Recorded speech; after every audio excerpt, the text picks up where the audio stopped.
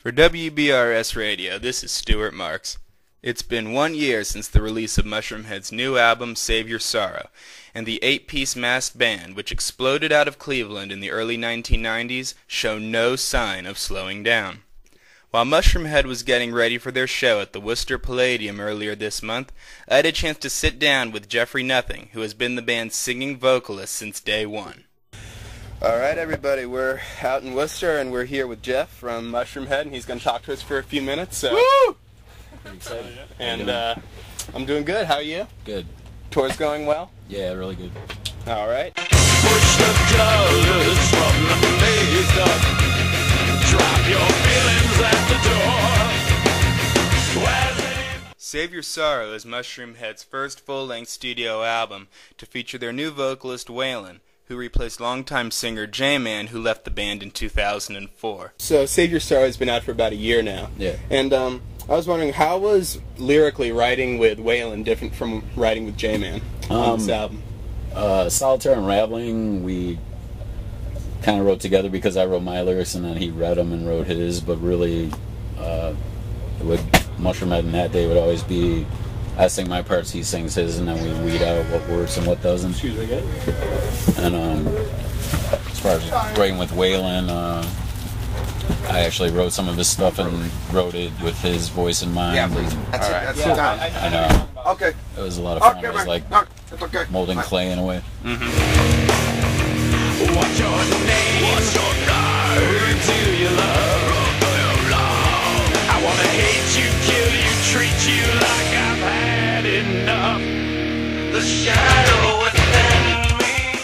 Before his departure from the band, J-Man's vocals were usually separate from Jeffrey Nothing's, with Jeffrey focusing on singing and J-Man doing all of the screaming.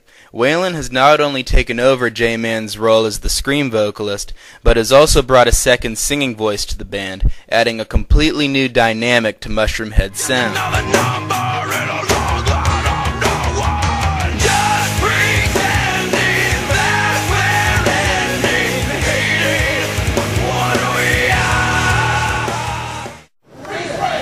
Dang, them some nice boots. I gotta get me a pair of these, $39.99. You know they got to be leather.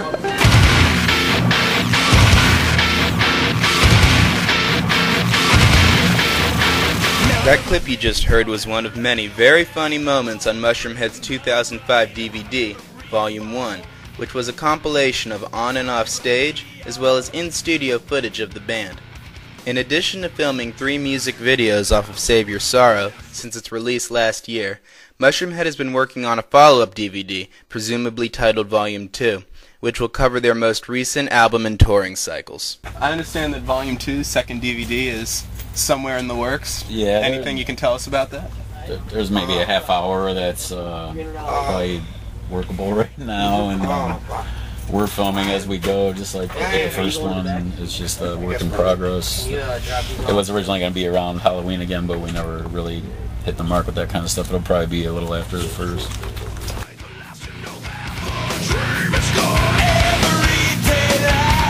One of the things that Mushroomhead is known best for is their intense, high-energy, and theatrical live performances.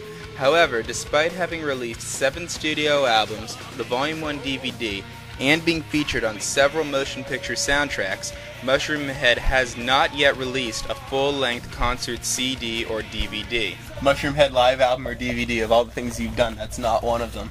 Will it ultimately one day? Or I think if there was anything live like that, I think it would be like a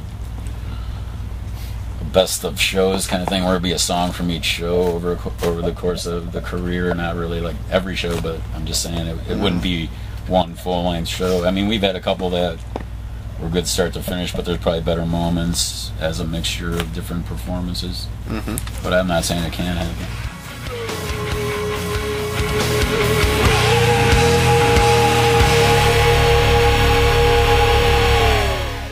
Whether you have seen Mushroomhead live or know them by their studio work, chances are that you're also familiar with another masked band from the Midwest called Slipknot. I push my fingers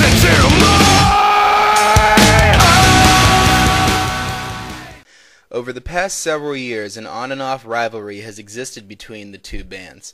For much of that time, Mushroomhead did not comment on Slipknot or the rivalry between the two bands and their fans. Then when Save Your Sorrow came out, Mushroomhead began speaking on the topic again, and have since voiced their belief that Slipknot directly copied large parts of their image, especially their masks, clothing, and large number of musicians in the band. It was actually also about a year ago when Save Your Sorrow came out, you guys started talking about Slipknot again.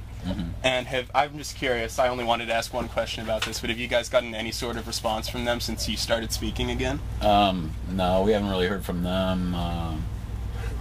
Probably about 6 months before Save Your Sorrow came out, they were in Cleveland, and the after-show party was at the bar that we play about every 6 months. Sorry.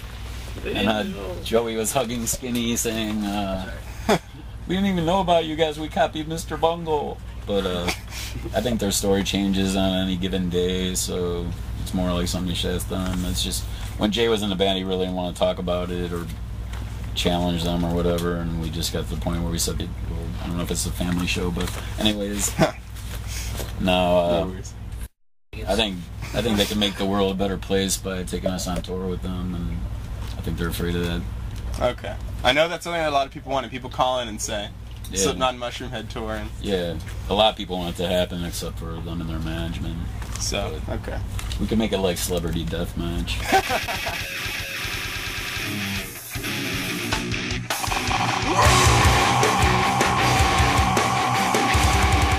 Mushroomhead showing no plans to stop touring in support of Save Your Sorrow anytime soon, and a new Slipknot album coming out sometime in 2008, a tour with the two bands would be possible, and certainly would be an excellent way for the two bands and their fans to set aside their differences and celebrate the music of both groups.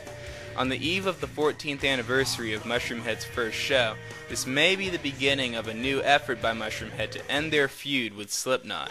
Only time will tell if Slipknot is also ready to find some sort of common ground. So back when the band started, it's been over 15 years now. Well, it's 14 years. 14 years. On the 23rd, since our first show. Wow, so did you guys, back when that started, when you played that first show, did you have any idea that 14 years from now, this is where you were going to be? Mushroomhead started with the concept of doing the mask to not have everybody think it was just going to sound like Hatrix and Unified Culture and Terror, some of the bands we came from, so we kept the secret who we were, and no, it was a side project then, and it kind of swallowed up all the main projects. Just found a niche, and I don't think it'll stop until we're ready to quit. How do we find ourselves alone and cold and no one? Ironically, just as Mushroomhead started as a side project for members of other bands, several members of Mushroomhead have created their own side projects in recent years, including Ventana and 216, which features former vocalist J-Man. Jeffrey Nothing has recently begun work on his own solo project, under which he plans on releasing an album sometime in the near future. So, you recently launched a MySpace for your solo project? It was really a friend of mine did a fan page, and I'm letting her leak a couple of the songs, but it's just so you can listen to them, not really record them or download them or anything. So that should be coming out in about a year, you said? Yeah, I'd say sometime over the course of 2008. And who are some of the other musicians who you're working with on that? Skinny's doing the drumming and producing it, and then this multi-instrumentalist named Ryan Farrell's playing guitar and bass and piano, and he's going to bring in a string quartet and stuff, and he actually writes choirs for like 50 people to sing, and it's all just music notes, not even words or anything. So, all right, cool. It's a really big spectrum of music, though. Like the first song is kind of like Ozzy meets Clutch or something like that, and then the second one is like Chili Peppers. So I'm gonna try and just make it like the first Mushroomhead record more than where Mushroomhead is now, like just all over the map kind of thing. Overall, it's safe to say that Mushroomhead fans have a lot to look forward to in the coming year, between Volume 2, Jeff's solo album, a possible tour with Slipknot, and much, much more. Some kind of evidence, some kind of reason why I can't find a way to begin my life. Some kind